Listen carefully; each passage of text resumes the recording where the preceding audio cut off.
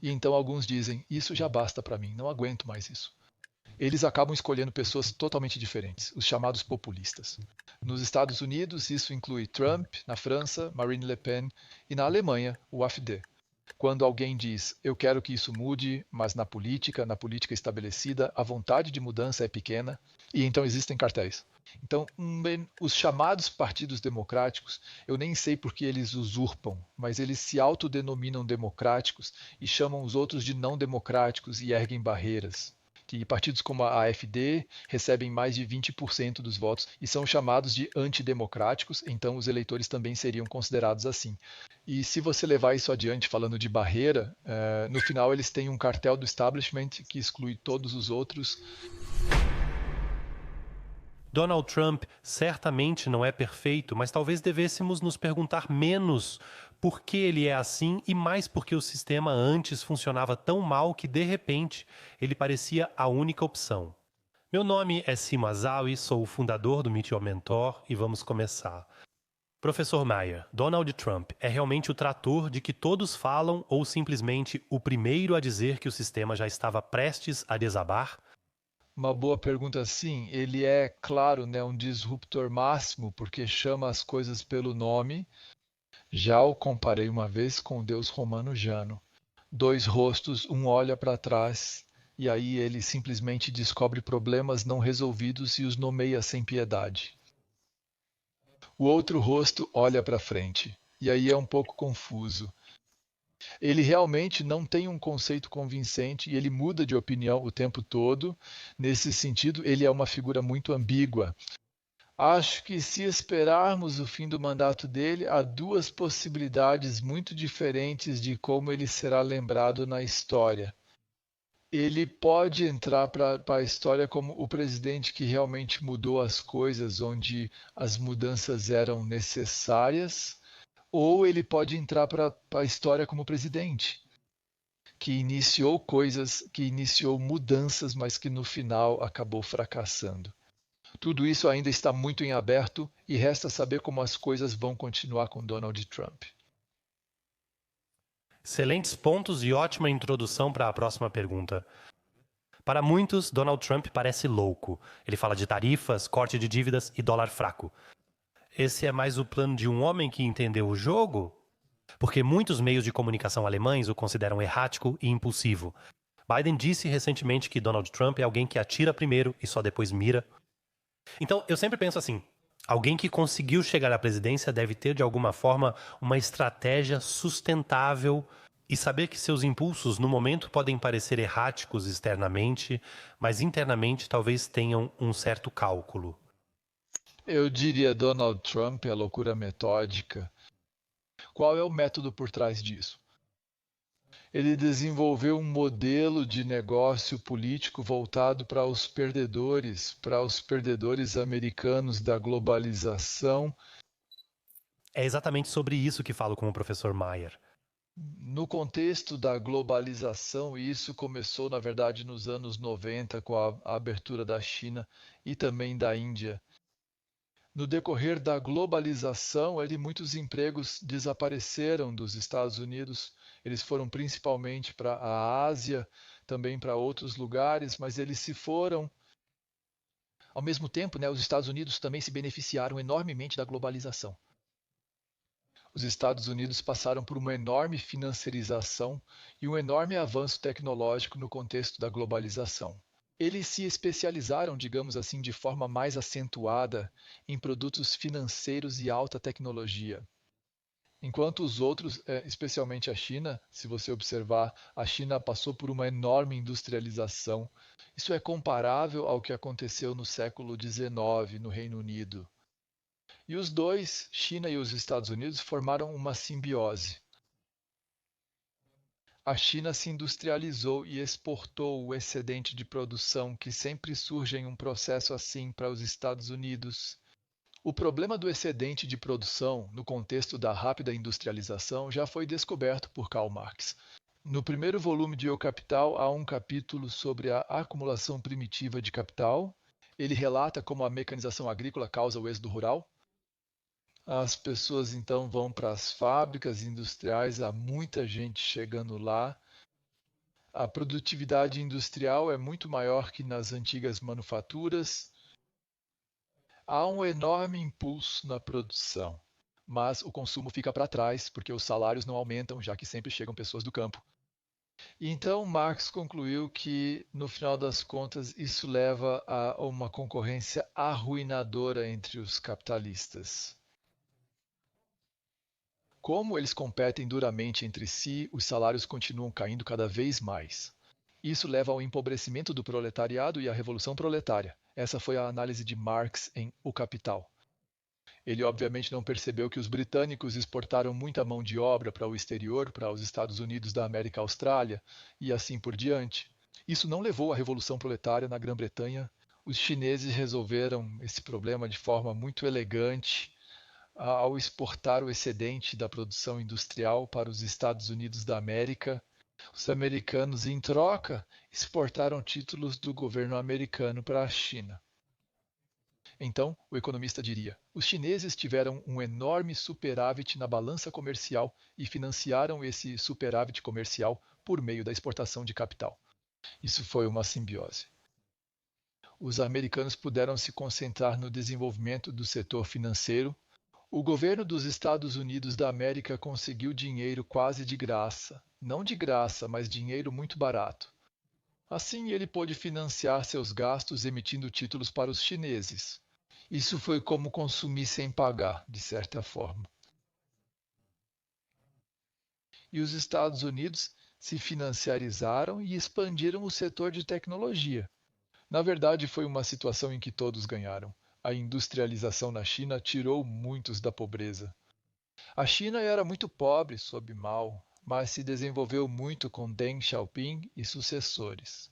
Uma história de sucesso incrível aconteceu lá. Nos Estados Unidos, porém, alguns se beneficiaram enormemente. Os empresários de tecnologia, os banqueiros, o pessoal do mercado de capitais, todos aqueles que conseguiram sair dos empregos industriais perdidos para empregos de maior qualidade. Mas houve uma camada que não conseguiu isso. Essa camada perdeu os empregos industriais e teve que aceitar empregos no setor de serviços de baixo salário. Em parte, empregos duplos, porque então já não se pagava o suficiente. Entre esses perdedores havia um grupo muito especial. São os trabalhadores braçais brancos, como os americanos chamam. Eles também não se beneficiaram dos programas de assistência do governo. Como as minorias nos Estados Unidos da América, chamadas de minorities, os negros, sempre há alguma coisa. Tudo que é considerado minoria nos Estados Unidos da América recebe apoio do governo. Mas essa classe baixa branca ficou de fora. J.D. Vance, o vice-presidente, escreveu uma autobiografia muito interessante e envolvente. Porque ele vem dessa camada, né, que era especialmente concentrada perto das fábricas de automóveis e que também era chamada de caipiras, porque eles viviam nas montanhas pelagianas, viviam lá, mas não achavam emprego. Esse desemprego e a queda da renda salarial, como fica muito claro nos relatos de Vance, destruíram as famílias. A mãe dele era viciada em drogas, sempre havia violência doméstica e quem o salvou, por assim dizer, foi a avó dele. E foi ela quem possibilitou a ascensão dele. Essas pessoas não tinham representação política. Hillary Clinton, na campanha eleitoral contra Trump, chamou essas pessoas de deploráveis, dizendo que não eram representadas. E Trump, um magnata do setor imobiliário da Costa Leste, não tem relação sociológica com essas pessoas. Ele descobriu esse grupo como um modelo de negócio político, passou a representá-los e conseguiu, de fato, ser um empresário político extremamente bem-sucedido. Ser eleito 2 vezes para a Casa Branca é realmente impressionante, temos que tirar o chapéu, essa é a estratégia. E o, entre aspas, loucura nisso é que ele vê uma virtude em ser totalmente imprevisível. Ele desenvolveu esse conceito de negociação. Tenho que confessar, só li resumos, mas não li a obra dele mesmo. Mas isso também inclui sempre tentar fazer negócios. enganar o outro lado, confundir de vez em quando e assim por diante. E esse conceito de fazer acordos que ele considera muito bem sucedido, ele agora aplica à política. Mas isso significa que ele gera uma enorme incerteza. E além disso, ele tem um conceito economicamente extremamente questionável, eu diria até errado. Ao tentar voltar no tempo, né? Ou seja, ao tentar agradar seu eleitorado dessa forma, tentando agradá-los ao propor voltar no tempo, como se os empregos industriais fossem retornar. Ele acredita que o protecionismo via tarifas pode permitir isso. Como economista, digo, isso é um equívoco, não funciona. O déficit comercial e de conta corrente dos Estados Unidos da América ocorre porque os americanos investem mais do que poupam, diria o economista. Isso leva a um déficit. Eles deveriam poupar mais, mas não fazem isso.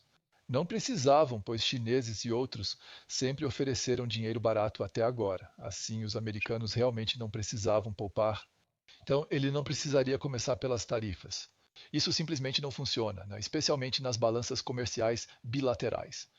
Também não funciona, qualquer economista confirmaria isso para ele. Na verdade, né, ele deveria começar pelo balanço de poupança e investimento. Claro que ninguém quer que se invista menos, nós vimos o que acontece com isso na Alemanha, então né, os americanos teriam que poupar mais, mas essa cultura de poupar se perdeu. Nesse período maravilhoso, em que basicamente era possível importar bens do exterior sem realmente poupar para isso, mas sim porque o governo dos Estados Unidos da América podia se endividar de forma muito barata e vantajosa. Você traz impulsos muito, muito bons. Professor Mayer, Trump é visto como ultradireitista, mas economicamente muitas medidas são populistas de esquerda. Ao menos é como percebo como leigo. Ele é o primeiro político ocidental a afirmar abertamente que a globalização arruinou milhões de vidas. E a partir disso, ele cria sua própria narrativa de poder, que talvez também possa funcionar, porque no fim das contas é uma narrativa de poder muito à esquerda. Sim, você definiu o problema corretamente. A visão sobre Trump está totalmente equivocada, porque essa postura crítica em relação à globalização é, na verdade, antes de tudo, uma pauta da esquerda. E ele critica a globalização. Ele quer voltar a uma maior autarquia. Ele também gostaria, isso ainda não está definido, ainda há debates sobre isso. Ele também quer implementar uma espécie de imposto sobre os ricos para financiar seu alívio fiscal para a classe média. Então, seria totalmente errado chamar Donald Trump de direitista. Falta a ele tudo o que normalmente se associa à direita, exceto o Make America Great Again, Make America Great Again. Isso é, por assim dizer, o que as pessoas usam para rotulá-lo como populista de direita, mas ao contrário dos direitistas. E aí logo voltamos para aquela comparação com nazistas e assim por diante. Na verdade, ele não é belicoso, ele quer acabar com as guerras. Ele tem, como acabamos de discutir, conceitos fiscais que, na verdade, não combinam com um direitista ou um neoliberal. Também não combina muito com a sua entourage. Ele tem, de novo, aí entra o clichê. Ele também tem, é claro, reivindicações territoriais. Ele imagina que seria possível recuperar o Canal do Panamá. Ele quer a Groenlândia, ele quer incorporar o Canadá aos Estados Unidos da América como Porto Rico. Isso é claro, pode-se dizer de novo. Esse é o típico direitista. Nesse sentido, ele é uma figura muito complexa, que acredito não se encaixa corretamente nesse esquema de direita e esquerda. Concordo com você, professor Mayer. Acho excelente quem vem de outras áreas ou tem trajetórias de vida diferentes. E com certeza acho ele uma personalidade fascinante. Não concordo com todas as posições políticas dele, pois muita coisa parece confusa. Mas pelo menos eu acho que ele traz um vento muito, muito novo para todos esses debates políticos engessados. Já me perguntei, por que, quando um político diz quero trazer de volta os seus empregos, ele é ridicularizado em vez de levado a sério? Porque, em primeiro lugar, há uma boa intenção por trás disso, quando se diz que as empresas também precisam produzir em algum lugar, inclusive nos Estados Unidos da América, para que a nossa economia local seja apoiada. Então, há muitas pessoas nos Estados Unidos da América, inclusive pessoas instruídas, que não acham graça nenhuma em rir do Donald Trump. Acho que isso é mais um fenômeno europeu, especialmente alemão. Nós, alemães, muitas vezes nos vemos como campeões morais do mundo. E às vezes temos ideias muito padronizadas sobre o que é certo e o que é errado.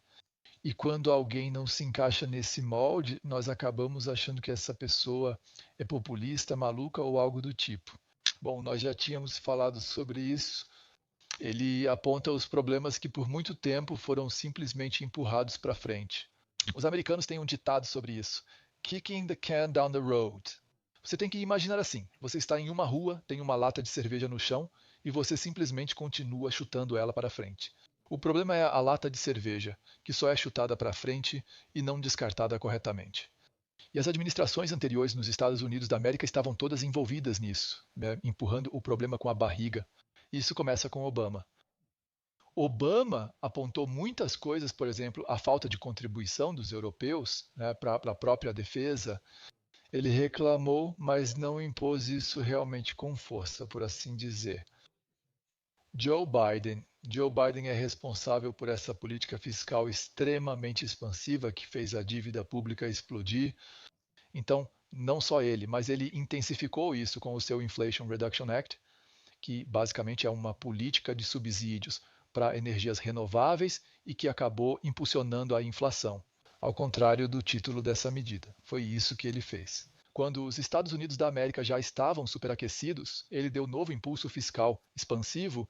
Todo economista diria para eles: isso não se deve fazer. Nesse sentido, Trump não é o principal responsável. Ele também tem uma certa responsabilidade do seu mandato anterior, mas ele não é o principal responsável, nem o único responsável. Pela dívida pública crescente dos Estados Unidos da América, outros presidentes também contribuíram fortemente para isso.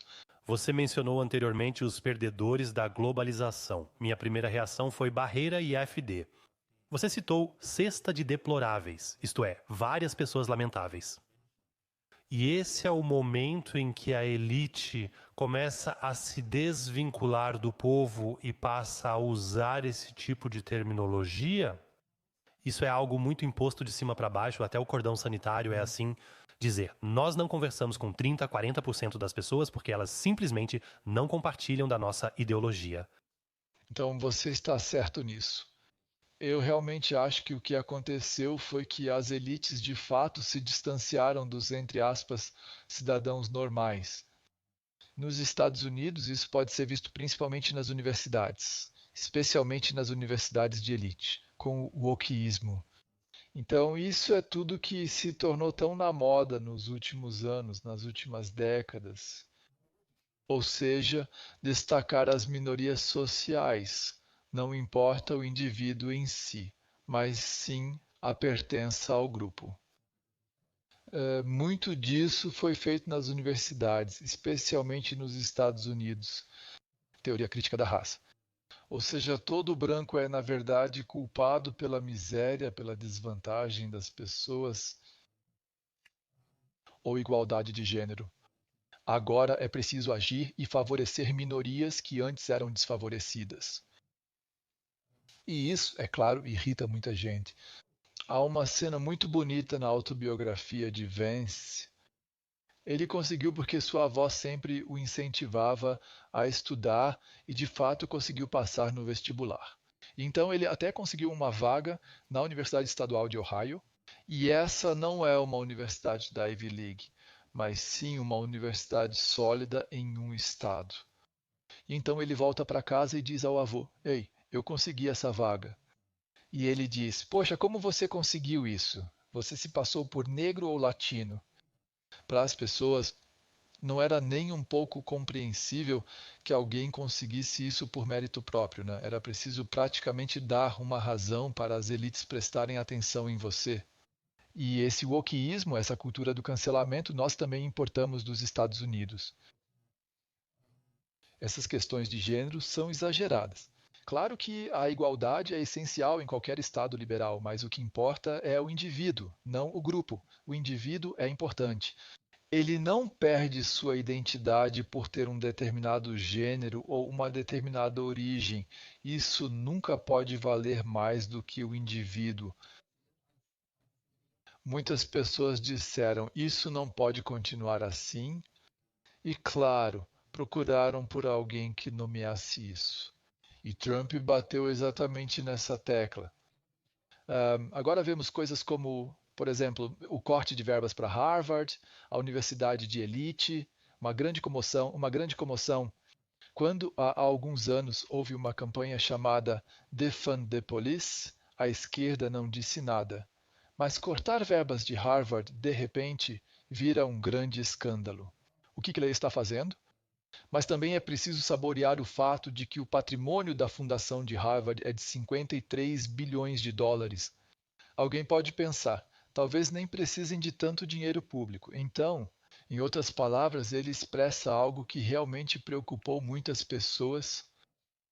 Como você disse, esse é o distanciamento das elites em relação ao cidadão comum. Isso também pode ser visto aqui. Nós temos isso. Todos nós falamos muito sobre a bolha de Berlim. Essa imagem tem um fundo de verdade. Tem pessoas que se acomodaram muito bem no Estado, recebem altos salários. Quando conseguem chegar a um cargo de ministro, tem limusines do governo, voam em aviões privados, ou seja, aviões do governo. Isso é realmente incrível. E aí os cidadãos comuns se perguntam: eles ainda trabalham no nosso interesse ou trabalham no próprio interesse deles? Muitas vezes eles entram por meio de certos grupos de lobby, digamos assim, né? Então, há pessoas ativas que entram, que têm certas ideias.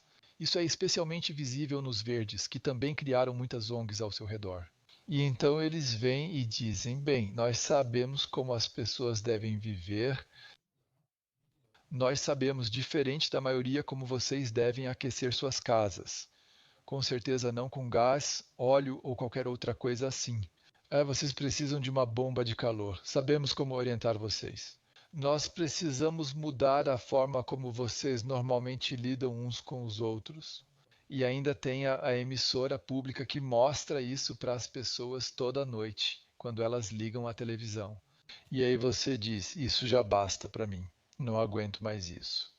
E aí, claro, eles acabam votando em pessoas completamente diferentes, nos chamados populistas. Isso inclui nos Estados Unidos da América o Trump, na França a Marine Le Pen e na Alemanha o AfD. Quando alguém diz eu quero que isso mude, mas na política estabelecida, a vontade de mudança é pequena, e então existem cartéis.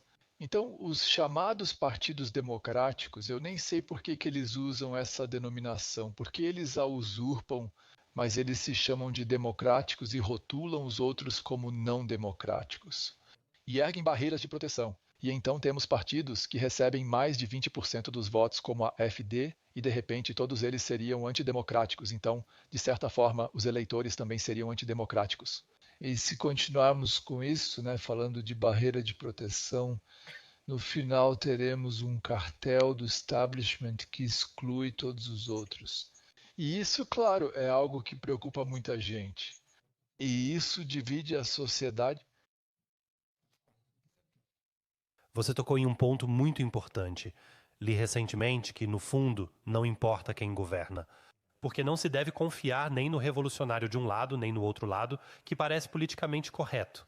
No fim, devemos confiar em nós mesmos. Porque esse é o verdadeiro ato de rebeldia. Porque as verdadeiras relações de poder, as relações de posse por trás dos partidos, na verdade, nem são tocadas. Sempre me perguntei, isso é cinismo ou só a verdade sobre o poder do capital? No fim, o capital só busca retorno e não tem limites. E basicamente os partidos que estão no poder agora não são nada além de marionetes dos atores por trás deles.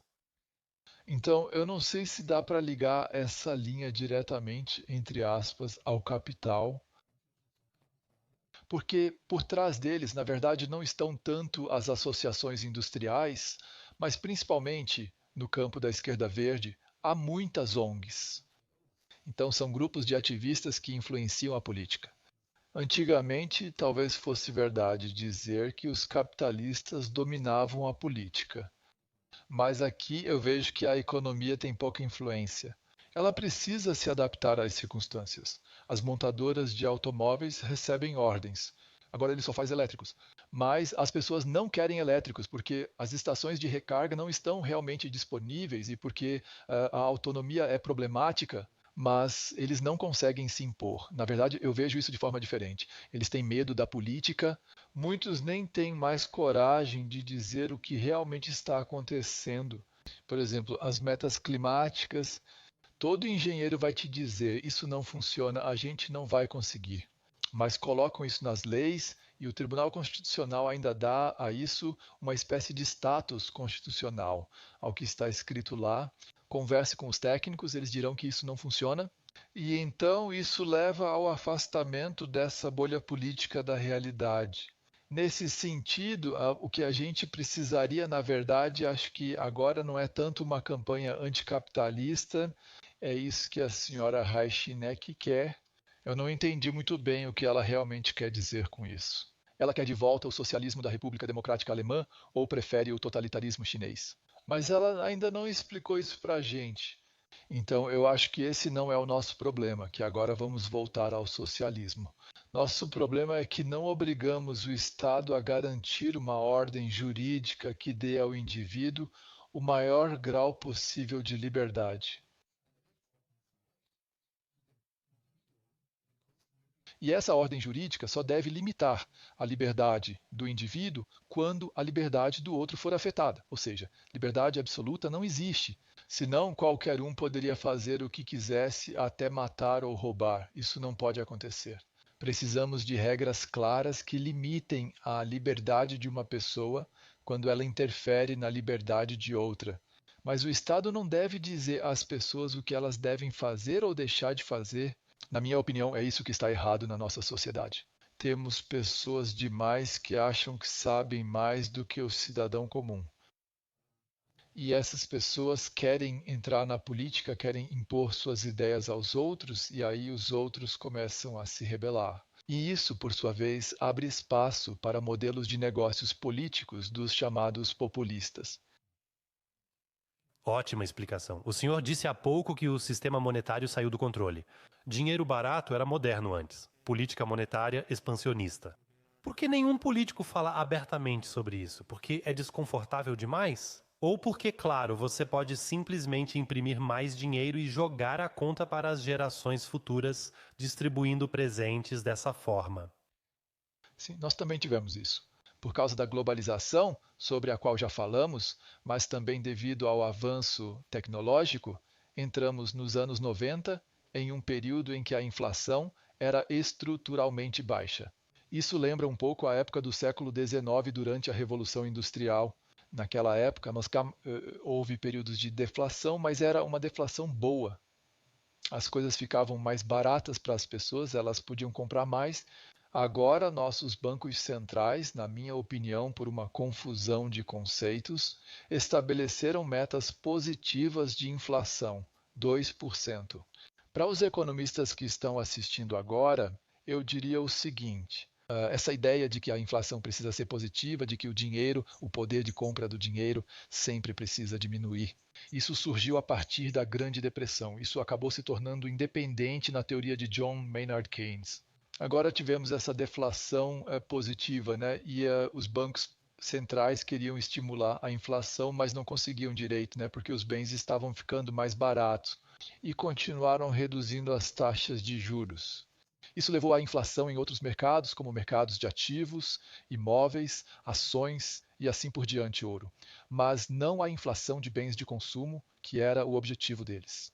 Como se eu dissesse, como efeito colateral, eles também abriram caminho para uma cultura na política financeira do Estado, em que parecia praticamente ilimitado tornar as pessoas felizes por meio do endividamento. A política financeira do OU, né? Ou seja, de estabelecer prioridades, de ponderar que cada um de nós precisa fazer. Temos orçamento limitado, precisamos decidir, compro isso ou aquilo? Mas não, eu compro sempre tudo o que eu quero. Essa política do OU, que era importante na época de pouco dinheiro, se perdeu. Agora existe uma cultura do tanto faz. Olaf Scholz resumiu bem isso durante a campanha eleitoral quando disse que não é certo colocar os gastos sociais contra os gastos com defesa e investimentos.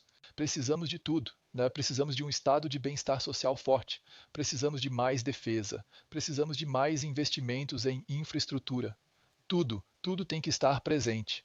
Se você adota uma política do tanto faz, então precisa se endividar enormemente.